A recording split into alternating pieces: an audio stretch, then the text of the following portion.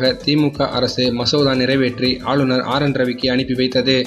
அதாவது மீன்வள பல்கலைக்கழகத்திற்கு ஜெயலலிதா பெயர் சூட்ட ஆளுநர் ஒப்புதல் தராததால் அதற்கு முன் இருந்த பெயரிலேயே மசோதா கொண்டு வரப்பட்டது. திமுகவின் இந்த மசோதா சட்டசபையில் நிறைவேறிய நிலையில் ஆளுநர் ஆர்.என். ரவியின் ஒப்புதலுக்கு அனுப்பி வைக்கப்பட்டது.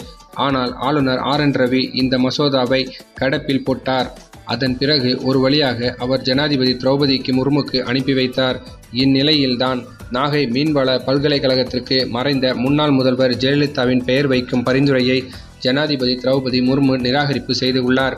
தமிழக அரசின் சார்பில் அளிக்கப்பட்ட பரிந்துரையை அவர் நிராகரிக்கப்பட்டு செய்தார். மேலும் தமிழக ஆளுநர் அனுப்பிய பரிந்துரையை நிராகரிப்பதாக அரசுக்கு ஜனாதிபதி திரௌபதி முர்மு கடிதம் எழுதியுள்ளார். இதன் மூலம் நாகை மீன்வள பல்கலைக்கழகம் தமிழ்நாடு மீன்வள பல்கலைக்கழகம் என்ற பெயரிலேயே தான் அழைக்கப்படும் என்றும் குறிப்பிடத்தக்கது. சரி, இந்த செய்தி பற்றிய உங்கள் கருத்துக்களை மறக்காம கமெண்ட்ல சொல்லுங்க.